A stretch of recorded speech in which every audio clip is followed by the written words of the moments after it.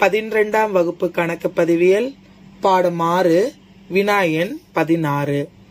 ஒரு கூட்டாண்மை நிறுவனத்தில் மஞ்சு, சாரு மற்றும் லாவண்யா என்ற கூட்டாளிகள் தங்கள் லாபம் மற்றும் நட்டங்களை 5:3:2 என்ற விகிதத்தில் பகிர்ந்து வந்தனர். 2018 மார்ச் 31ஆம் நாளைய அவர்களுடைய இருப்புநிலை குறிப்பு பின்வருமாறு. பொறுப்புகள், சொத்துக்கள். பொறுப்புகள்ல முதல் கொடுத்திருக்காங்க பற்பல கடனீந்தோர் லாப நட்ட கணக்கு. சொத்துக்கள்ல கட்டடம், அறைகலன், சரக்கிருப்பு, கடனாளிகள், கைரொக்கம். டோட்டல் 3 லட்சம் கொடுத்திருக்காங்க. பின்வரும் சரி கட்டுதல்களுக்கு உட்பட்டு மஞ்சு என்பவர் 31/3/2018 அன்று கூட்டாண்மையிலிருந்து விலகினார். சரக்கிருப்பின் மதிப்பில் ரூபாய் 10,000 குறைக்க வேண்டும். ஐயக்கடன் ஒதுக்கு ரூபாய் 3,000 உருவாக்க வேண்டும். கட்டடத்தின் மதிப்பில் ரூபாய் 28,000 மதிப்பேற்றம் செய்ய வேண்டும். மஞ்சுவுக்கு செலுத்த வேண்டிய இறுதி தொகை இன்னும் செலுத்தப்படவில்லை. மறுமதிப்பீட்டு கணக்கு மற்றும் விலகலுக்கு பின் கூட்டாளிகளின் முதல் கணக்கினை தயார் செய்யவும். இந்த சம்மல 3 கூட்டாளிகள்ல ஒரு கூட்டாளி விலகுகிறாரு.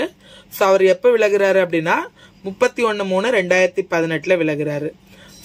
அவர் விலகும் போது அவருக்கு செலுத்த வேண்டிய தொகையை உடனே கொடுக்கவும் இல்லை. அப்படி கொடுக்கல அப்படின்னா அதை கடன் கணக்குல வைக்கணும். அப்ப இந்த கணக்குல மறுமதிப்பீட்டு கணக்கு கேட்டிருக்காங்க. முதல் கணக்கு இந்த 2 மட்டும் தான் கேட்டிருக்காங்க. மறுமதிப்பீட்டு கணக்கும் முதல் கணக்கும் எப்படி தயாரிக்கணும் அப்படிங்கறத பார்க்கலாம். வினா எண் 16, பேஜ் நம்பர் 220. இந்த சம்ல மறுமதிப்பீட்டு கணக்கும் கூட்டாளிகளோட முதல் கணக்கு கேட்டிருக்காங்க. ஃபர்ஸ்ட் மறுமதிப்பீட்டு கணக்கு கண்டுபிடிக்கலாம். ஃபர்ஸ்ட் மறுமதிப்பீட்டு கணக்கு கண்டுபிடிக்கிறதுக்கு சொத்துக்களும் பொறுப்புகளும் மறுமதிப்பீடு செய்திருக்கிறது லாப இனமா நட்ட இனமான்னு நம்ம கண்டுபிடிக்கலாம். ஒரு ரஃபா சும்மா பாத்துக்கலாம். இல்ல ஃபர்ஸ்ட் சரக்கிருப்பின் மதிப்பில் 10,000 குறைக்க வேண்டும்னு கொடுத்திருக்காங்க. நம்பர் 1 சரக்கிருப்புங்கிறது சொத்து. சொத்து குறையுது. இது நட்ட இனம். இந்த மாதிரி கண்டுபிடிச்சிட்டு மறுமதிப்பீடு போட்டோம் அப்படின்னா நமக்கு ஈஸியா இருக்கும்.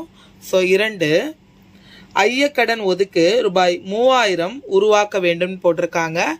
ஐயக்கடன் ஒதுக்குங்கிறது நமக்கு தர வேண்டிய கடனாளிகள் தர வேண்டியதை 3,000 வருமா வராதா அப்படிங்கிற ஒரு ஐயம் தான் ஐயக்கடன் ஒதுக்கு. அது சொத்து குறையுது இந்த இடத்துலயும். இதுவும் நட்ட இனம். 3வதாக கட்டடத்தில் ரூபாய் 28,000 மதிப்பேற்றம் செய்ய வேண்டும். மதிப்பேற்றம் அப்படிங்கிறது சொத்து அதிகமாகுது. இது லாப இனம்.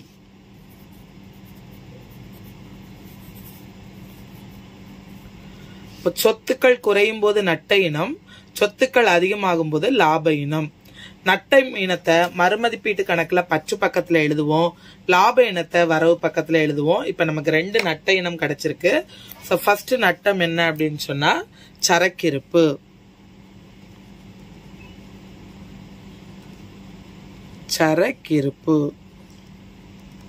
சரக்கிருப்பு மதிப்பில் ரூபாய் 10,000 குறைக்க வேண்டும். பச்சு பக்கத்துல இங்க பச்சு வரவு எழுதிக்கலாம். பச்சு இங்க வரவுன்னு எழுதியிருக்கிறேன்.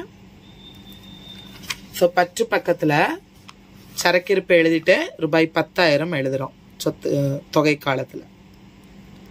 அடுத்ததாட்டு ஐயக்கடன் ஒதுக்கு. ஐயக்கடன் ஒதுக்கு இதுவும் ஒரு நட்ட இனம் தான். ஐயக்கடன் ஒதுக்கு ரூபாய் 3,000 போட்டுட்டோம். அடுத்ததா கட்டடம் லாப இனம் என மதிப்பேற்றம் செய்ய இருக்கு. கட்டடம்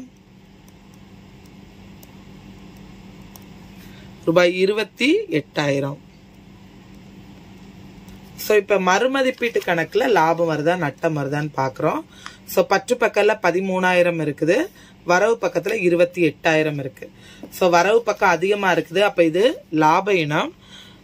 என்ன பண்ணணும் அப்படின்னா 28,000 இங்க இருக்கிற பற்று பக்கத்துல இருக்க 13,000 மைனஸ் பண்றோம்.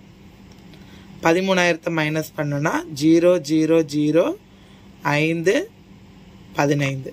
இந்த 15,000 கூட்டாளிகளோட முதல் கணக்குக்கு நம்ம பிரிச்சு கொடுக்கணும். அது எப்படி பிரிச்சு கொடுக்கணும் அப்படின்னு சொன்னா அவங்களோட லாப விகிதப்படி நம்ம பிரிச்சு கொடுக்கணும். இதுல எழுதுறோம் மறு மதிப்பீட்டு லாபம். மறு மதிப்பீட்டு லாபம். 3 கூட்டாளிகளும் யாரு அப்படின்னு சொன்னா, ஃபர்ஸ்ட் கூட்டாளி மஞ்சு. ஸோ மஞ்சு முதல் கணக்கு. முதல் கணக்கு தான் பிரிச்சு கொடுக்குறோம். அடுத்ததாட்டு சாரு முதல் கணக்கு.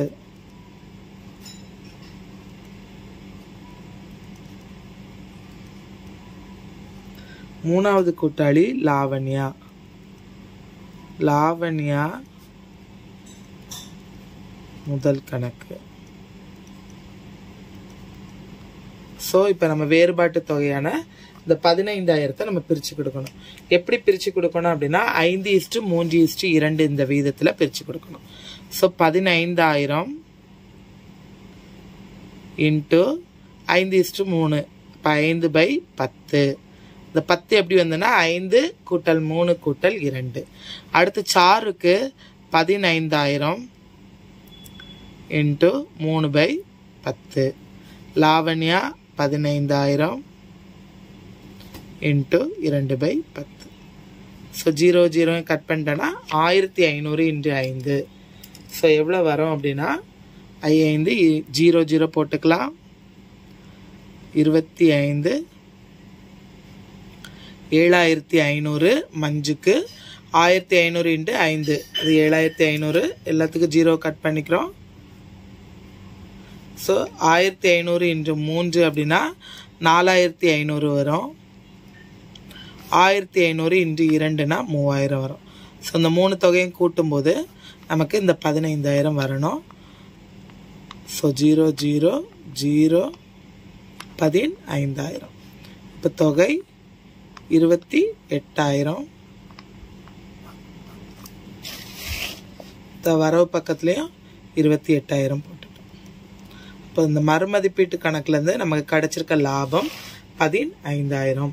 ஸோ அடுத்ததான் முதல் கணக்கு போட போகிறோம். ஃபார்மேட் எழுதிட்டேன். முதல் கணக்கு விவரம். கூட்டாளியோட நேம் எழுதியிருக்கேன். மஞ்சு, சாரு, லாவண்யா.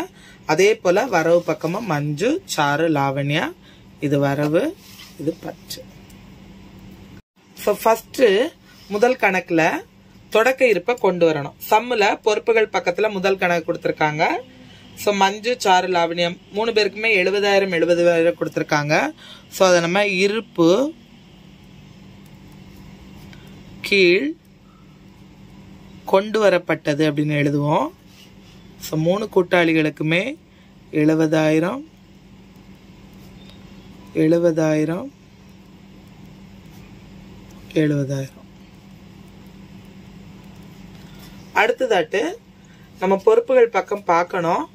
லாப நட்ட கணக்கு, ஏதாவது நிதி, அதாவது தொழிலாளர் ஈட்டு நிதி, அந்த மாதிரி ஏதாவது காப்பு, பொது காப்பு, அந்த மாதிரி காப்பு எது கொடுத்திருந்தாலும் நமக்கு சரி கட்டுதல்கள்ல சொல்லாம இருந்தாலும் நம்ம அந்த காப்பு நிதி இதெல்லாம் லாப நட்ட கணக்கை நம்ம கூட்டாளிகளுக்கு பிரிச்சு கொடுக்கணும். சம்மில் லாப நட்ட கணக்கு கொடுத்துருக்காங்க. 50,000 கொடுத்துருக்காங்க. இந்த 50,000 நம்ம 3 கூட்டாளிகளுக்கும் பிரிச்சு கொடுக்கணும் விகிதப்படி. ஸோ 5/10. ஸோ ஃபர்ஸ்ட் கூட்டாளிக்கு பிரிக்கிறோம். இது அடுத்த கூட்டாளிக்கு இந்த 5க்கு பதில் 3 அந்த மாதிரி மாறி வரும். ஸோ 5 25. அப்போ 25,000 முத கூட்டாளிக்கு. அடுத்த கூட்டாளிக்கு இந்த இடத்துல 3 வரும். அப்போ 3 15,000. அடுத்த கூட்டாளிக்கு இங்கே 2 வரும். ஸோ 2 10,000. இந்த 3ஐயும் கூட்டினீங்கன்னா நமக்கு 50,000 வந்துடும். ஸோ நம்ம கரெக்டாக பிரிச்சிருக்கோம். இதை இப்போ நம்ம போடுறோம். லாப நட்ட கணக்கு. லாப நட்ட கணக்கு. இந்த அமௌண்ட்டை எழுதுறோம். 25,000 மஞ்சு, 15,000 சாரு, 10,000 லாவண்யா. அடுத்ததான் நம்ம போட வேண்டியது மறுமதிப்பீட்டு கணக்கில் லாபம் கண்டுபிடிச்சிருக்கோம். ஸோ அதை போடணும். அப்போ மறுமதிப்பீட்டு லாபம்னு இங்கே எழுதுறோம்.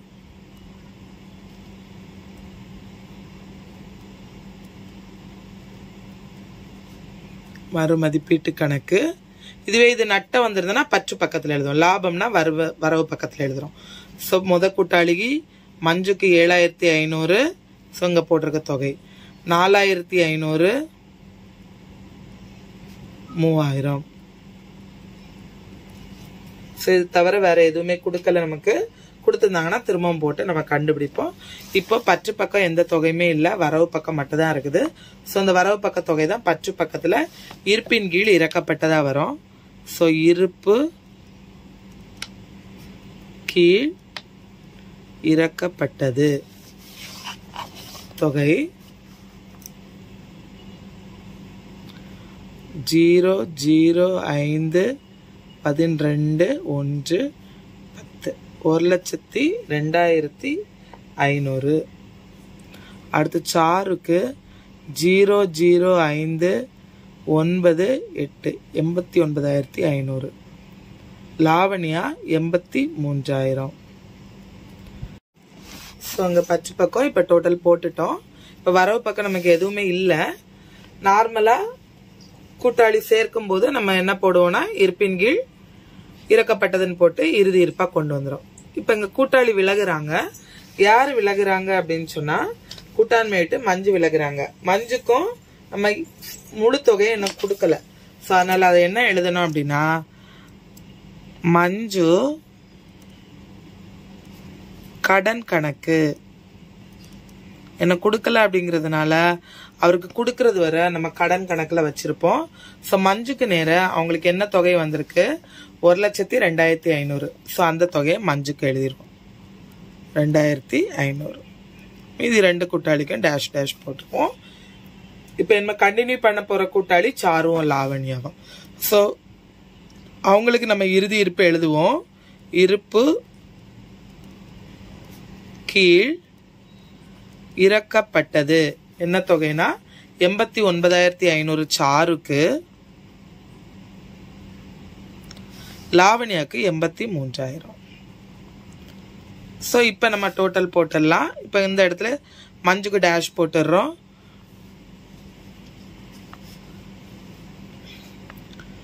1,02,500, 89,500, 83,000.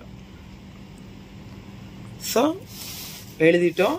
அடுத்ததா வரவு பக்கத்தில் இங்கே தொடக்க இறுதி இருப்பு பற்று பக்கத்தில் 89,500, 83,000 இருக்கு. ஸோ வரவு பக்கத்தில் அதை தொடக்க இருப்பாக கொண்டு வரணும். இந்த தொகை தான் நம்ம இருப்பு நிலை குறிப்புக்கு எடுத்துகிட்டு போகக்கூடிய தொகை. இருப்பின் கீழ் கொண்டு வரப்பட்டது மஞ்சுக்கு எதுவும் இல்லை, ஏன்னா அவங்க விலகிட்டாங்க. 89,500, லாவண்யாக்கு 83,000. ஸோ இப்படிதான் முதல் கணக்கு போடணும் கூட்டாளி விலகும் போது. ஸோ ஃபர்ஸ்ட் மறுமதிப்பீட்டு கணக்கு போட்டிருக்கோம். அதுக்கு மறுமதிப்பீடு செய்யப்பட்ட சொத்துக்களை பொறுப்புகளை லாப இனமா நட்ட இனமானு கண்டுபிடிக்கிறோம். அப்படி கண்டுபிடிச்சா நமக்கு மறுமதிப்பீட்டு கணக்கு போட ஈஸியா இருக்கும். ஸோ இது கண்டுபிடிச்சதுக்கு அப்புறமா நட்ட இனத்தை பற்று பக்கமோ லாப இனத்தை வரவு பக்கம் போட்டு ரெண்டு பேருக்குள்ள டிஃபரன்ஸ் தொகை கண்டுபிடிக்கிறோம். அதை 3 கூட்டாளிகளுக்கும் பிரிச்சு கொடுத்துருக்கோம். நான் இதுல காமிச்சிருக்கேன் உங்களுக்கு. அடுத்ததான் நம்ம முதல் கணக்கு போடுறோம். முதல் கணக்கு தொடக்க இருப்பை கொண்டு வந்திருக்கோம். பொறுப்புகள்ல லாப நட்ட கணக்கு இருந்தனால அதை கொண்டு வந்திருக்கோம். இந்த மறுமதிப்பீடு கண்டுபிடிச்ச லாபத்தை இங்க கொண்டு வந்திருக்கோம்.